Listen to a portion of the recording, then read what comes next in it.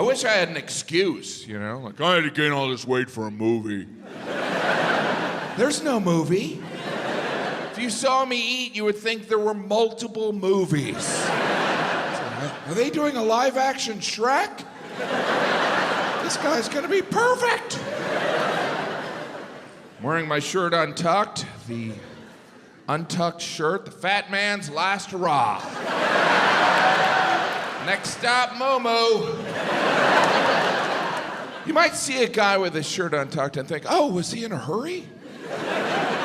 Is he going casual? But you should know, someone very close to that man saw him with his shirt tucked in and said, don't do that.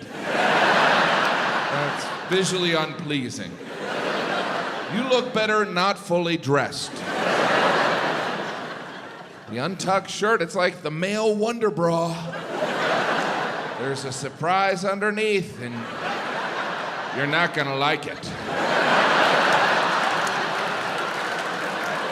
This is not an Untuck It. Untuck It, which is a brand of shirt. I do love those Untuck It commercials. They present it like some revolutionary technology. It's a shirt that can be worn untucked. Wow! Like a magic shirt? That's right. Can't other shirts do that? No, this is a special shirt. It goes with our unzipped pants. And our unbuckled belt. And combined with your uncombed hair, you can look unemployed. And be unwelcome in restaurants. That's unbelievable. This shirt is actually a 2XL. That's right, I did it. Mission accomplished.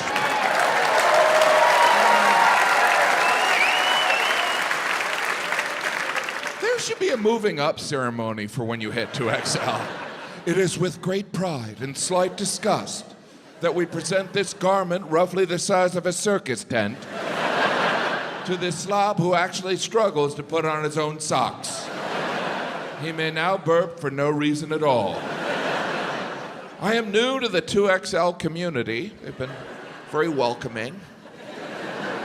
Did some research. You know what the size after 2XL is? Kill yourself. Oh, it's 3X! Triple X! That's pornographic. It's so fat, it's obscene. Triple X does sound like some fat on fat action. Oh, yeah. Oh, yeah. And I'm heading there, hopefully by the end of the show. I don't know what happened. All I did was eat abusively for 40 years. And suddenly I'm fat? That doesn't seem fair.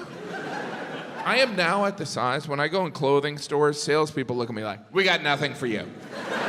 And you can't use our bathroom. When I go out to eat, if I order a salad, the waiter's always like, "Aww, look at you try."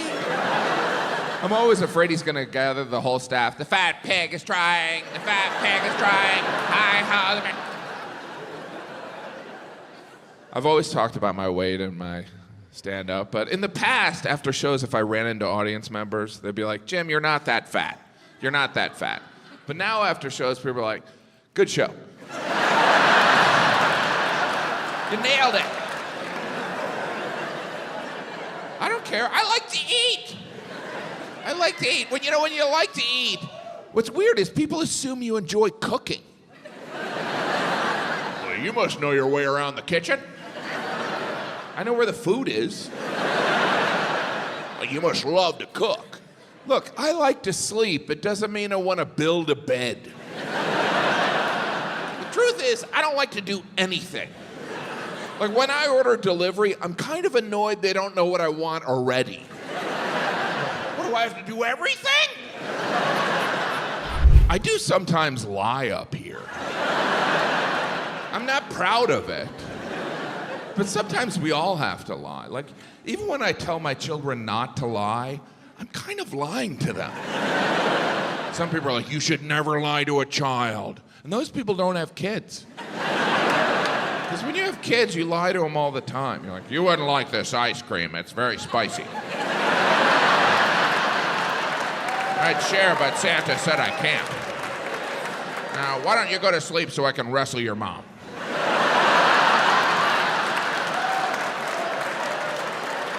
I'm not encouraging lying. I'm just saying there are times when you need to, right? Like if you're late to meet someone and you see that they're already angry and you don't have an excuse, you have to lie. Because if you told that person the truth, they would never speak to you again. You gotta be like, hey, I gotta come clean. I just couldn't motivate to get going. I mean, eventually I could. What I'm trying to say is I don't value your time. I've identified there are 2 times when it's socially acceptable to lie. To spare someone's feelings, it's okay to lie. It's also okay to lie to cover up a murder. Allow me to explain. When we discover someone's a murderer, we also learn they've done some fibbing. But we tend to focus on the murder part. You never hear, I'm angry he killed that guy, but frankly, I'm more upset about the lying. It's the dishonesty that bothers me. Some trust has been broken. Speaking of lying murderers, I watch a lot of Dateline. I don't want to brag. Some other winners out there. If you're unfamiliar or you have a life, Dateline is a news magazine show like 60 Minutes, but at one point, Dateline just went all in on murder. And it's usually spousal murder. Like if you watch Dateline, it appears most marriages end in murder. Every episode starts the same. They had the perfect marriage. But you know someone's getting killed. A husband, a wife, sometimes they'll get someone else to kill their spouse, which seems impersonal. It's like you took a vow, do it yourself. Anyway, I was watching this one episode of Dateline about this guy who murdered his wife. It was gruesome. I was watching with my wife on our anniversary.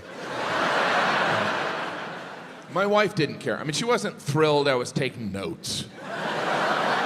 What are you writing down? This guy's just sloppy. It's like he's trying to get caught. If anything, this guy's plan was foolproof.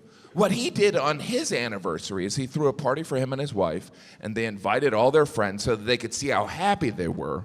And then the next morning, he took his wife fishing. He rented a boat, he brought a cooler, some tackle, 3 concrete blocks, and a tarp. You know, for fishing. And he would have gotten away with the whole thing. But 3 months after his wife disappeared at sea, he got engaged to a stripper, which is kind of suspicious. And to celebrate their engagement, they dropped acid, as tradition would have. And while tripping on acid, he admitted the whole thing to his fiancée. And she turned him in because she didn't appreciate the dishonesty.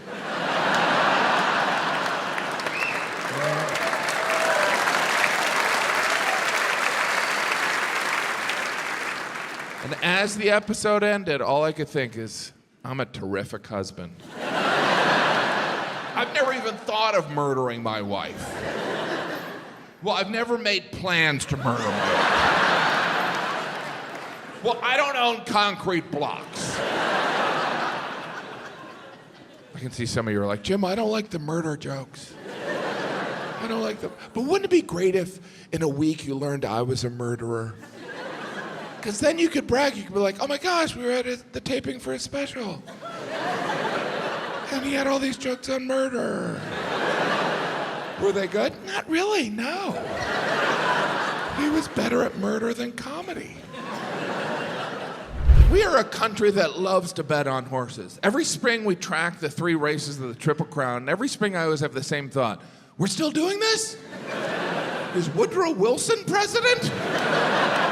But people love the Triple Crown. The Kentucky Derby, where people bet on horses while they're dressed like characters from Gone with the Wind. It's like prom for gamblers. Do you like my hat? I'm living in my sister's garage. because I have a debilitating gambling addiction. Shall we have another mint julep? They always announce the winner of each race on the news. You can always tell the horse was named by a guy on his 8th wife. The horse is always named like Viagra's Revenge. Alimony be damned. They show a picture of the winning horse on the news. They could show us a picture of any horse. We wouldn't know the difference. I don't know what we're supposed to do with that horse image. It's not like we're going to run into that horse in a bar. Excuse me, did you win the Kentucky Derby? I did. I won the Kentucky Derby. Now I'm in a bar enjoying a Hefeweizen. There is the classic photo of the winning horse, right? They're always wearing that huge horseshoe wreath of flowers they stole from someone's gravesite. Standing next to the winning horse is the owner of the horse, who did not train the horse, did not ride the horse, and based on body language, has never really met the horse. There the owner stands, looking like they've never paid taxes. Sitting on top of the winning horse is the jockey, who's dressed like he just came from a local pride parade. They always interview the jockey expecting some insight. They're like, how'd you win? The jockey's like, I whipped the horse and it ran. It's very rare for a horse to win all 3 races of the Triple Crown, mainly because they're horses and they don't care.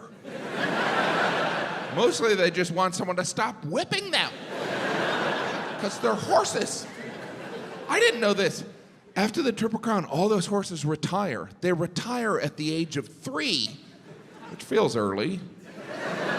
They retire, and then they're sent out to stud. Those horses get paid to have sex, which in some ways is better than winning the Triple Crown.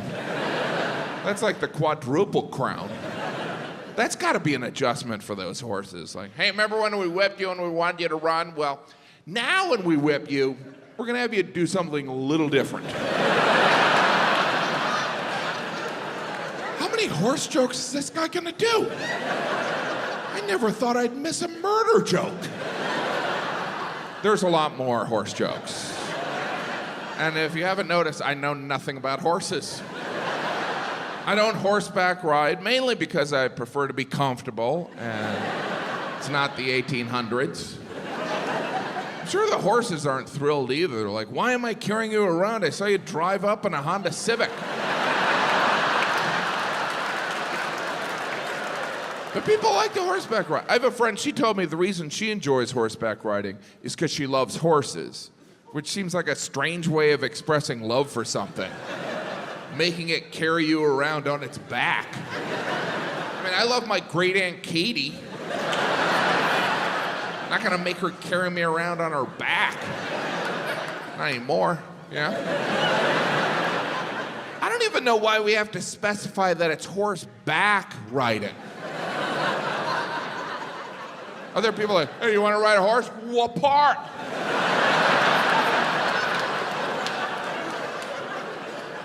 The part that looks like a seat, the back. Oh, good, because I've done horse ass riding. That was painful. I kept falling off. I should probably tell you, the rest of the show is all horse jokes. Is he serious?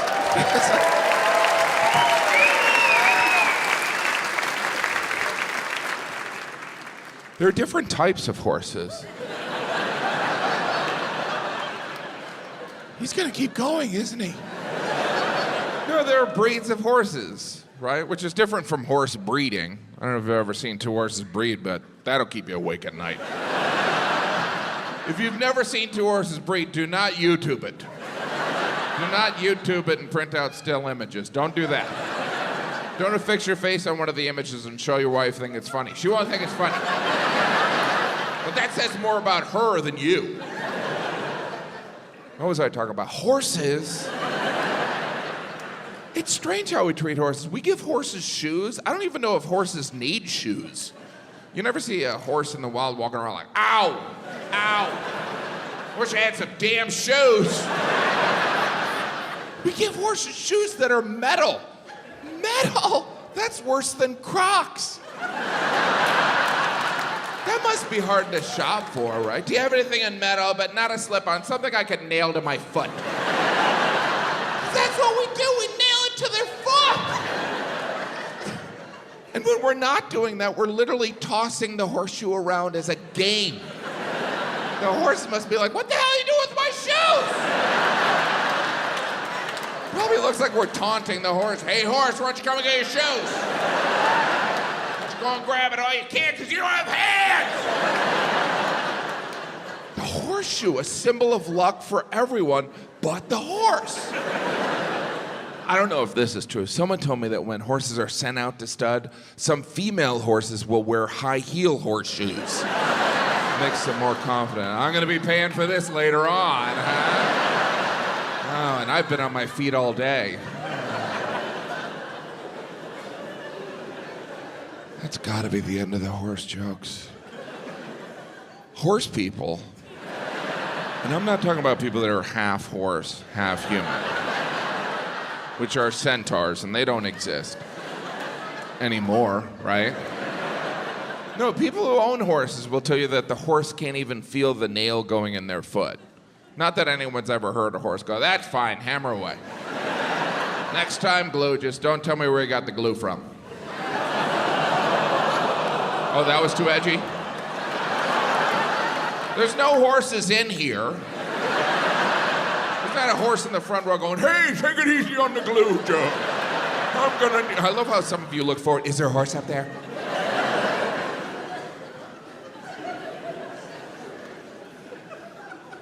It's strange how we treat horses, you know? The most shocking way we treat horses is when they break their leg, we shoot them. That's a harsh medical plan. And someone explained the reason they shoot horses when they break their leg is because it's unlikely the leg will heal properly. And I was like, unlikely? So there's a chance?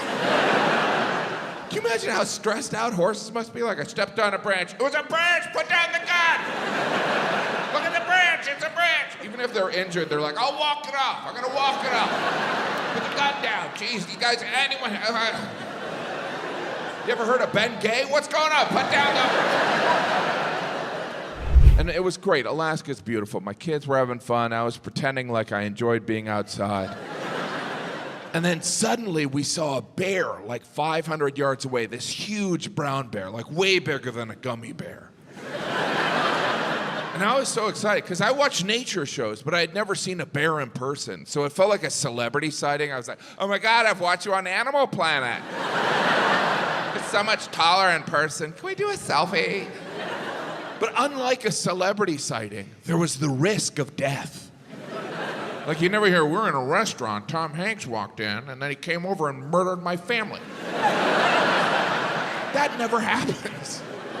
But the bear was far away, so I took out my phone and I started taking pictures, and then suddenly the bear stood up, roared, and looked right at me. He started creeping towards me, tilting his head back and forth, almost like he recognized me. That guy looks like Philip Seymour Hoffman. I was terrified. Luckily, we were with a tour guide, and I looked at him, and he goes, don't worry, I have bear spray. And I was like, do you have anything stronger? Like a bear gun? Because I don't think this bear's approaching to get his hair done. And the bear kept coming. And then suddenly the tour guide goes, okay, I want everyone to start walking backwards slowly. Walk backwards slowly.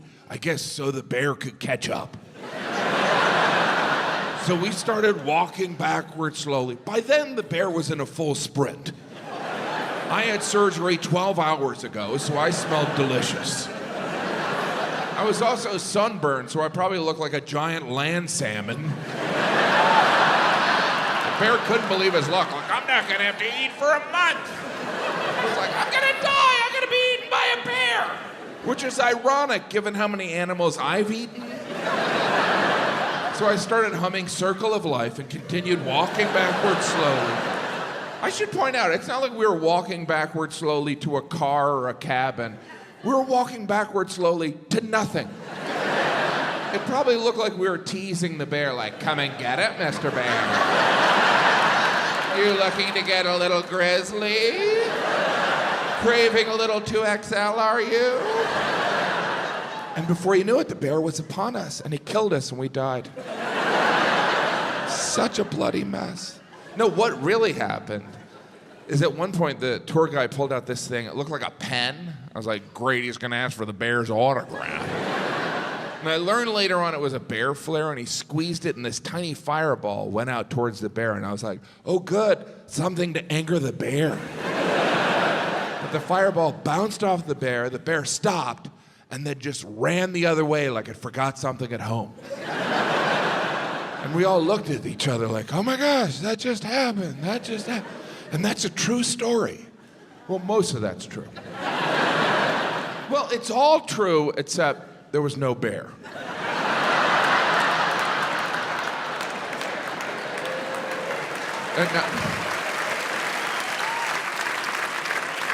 There was a bear. I didn't know what the appendix was, and since I'm an idiot, I just pretended like I did. The doctor was like, we have to remove your appendix. And I was like, both of them? Luckily, he thought I was kidding. He's like,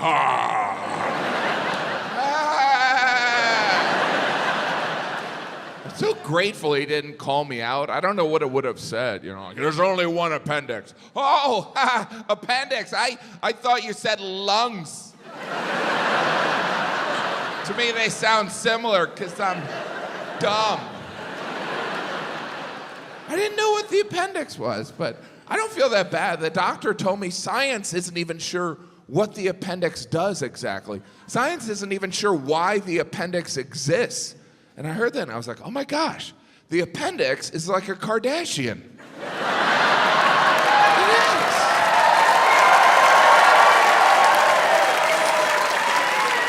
Think about it. It's a mystery to everyone. But for some of us, it causes excruciating pain. And needs to be removed with a knife. Obviously, I'm not promoting violence against any of the Kardashians. Just the mother. There's always one person that gets too into that joke. Yes, kill the mother. Kill her and smear her blood on my face. I think it's strange science doesn't know what the appendix does. That means nobody knows. You never hear science doesn't know, but Earl has a theory.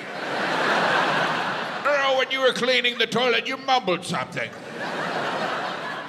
How is that an acceptable answer from the entire scientific community? Yeah, we don't know. Well, back to cloning everything. And they just remove the appendix. That's the solution. Take it out. We don't know what it does. And it's fine. But the first time they did it, we removed your appendix. Let's see what happens. I had my appendix removed in Alaska. That's not why I went there. I was on vacation with my family, and I had this sharp pain in my abdomen. And since I'm a genius, my first thought was, oh, I pulled a muscle in my stomach. That's what I sincerely thought. See all these muscles? I thought I pulled one, doing nothing. And the pain was overwhelming. I couldn't move. My wife was like, I'm gonna go for help. But we're in a remote area of Alaska, so she just ran to nearby cabins. Eventually she came back all out of breath. She's like, I found a guy. I was like, oh good, is he a doctor? And she goes, no. I go, is he a nurse? And she goes, he's a lawyer. I guess he can do my will. So then this lawyer doctor came over, started asking me questions, and when you're in pain, all questions are annoying. He's like, do you have a fever? And I was like, are you even a lawyer? He's like, is it a dull pain? There's nothing boring about this. Eventually, I had to be airlifted on advice of counsel. I was airlifted, which was embarrassing, because unlike a heroic airlift of someone from a natural disaster or a wounded soldier, I was just a fat guy with a tummy ache. The helicopter pilot was like, wait, your stomach hurts? Yeah, it's real sore. Do you know how much it costs to rent a helicopter? But my tummy hurts. I knew it was expensive. I sat on that helicopter the entire ride, just holding my stomach and praying, please don't let this be gas. Sweet Jesus, don't let this be gas. Because if it's gas, I don't think I can return to my family. Hey kids, Daddy's back, had some gas. Took a helicopter ride. None of you wanted to go to college, did you? A little out of our price range now. We don't know what caused the gas. It might have been Daddy's 3 breakfast burritos. Pretty much a medical mystery.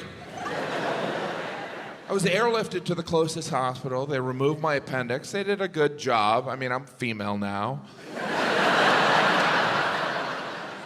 The surgeon who removed my appendix, his name was Dr. Muffaletta, which is also the name of a delicious New Orleans sandwich. And I do look like a guy who would know that. So when he introduced himself, I was like, am I being visited by the ghost of Sandwich Past? Is Nurse Po' Boy about to come in? I woke up after the surgery, covered in Mardi Gras beads. No, I woke up and there was a nurse standing there and she was like, the surgery was a success. Just let me know if it hurts when you pee. And I was like, where's the appendix? How exactly did you remove it? This doesn't sound like a success at all. Then she explained right before the surgery, they inserted a catheter. I didn't know what that was, so I was like, oh, okay. Then I started piecing it together. Hurts when I pee, catheter. I'm suing this hospital. You'll be hearing from my lawyer, doctor. What monsters. If given a choice of peeing all over myself or having a tube inserted in my penis, I'll take the pee shower. I guess I'm old-fashioned, you know?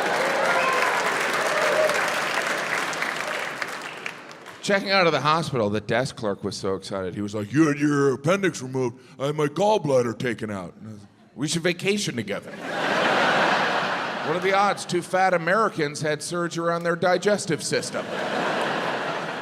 I was released from the hospital the day after the surgery. They gave me painkillers. They also instructed me to do some walking, which I assume was part of the recovery, but it kind of felt like a commentary on my weight.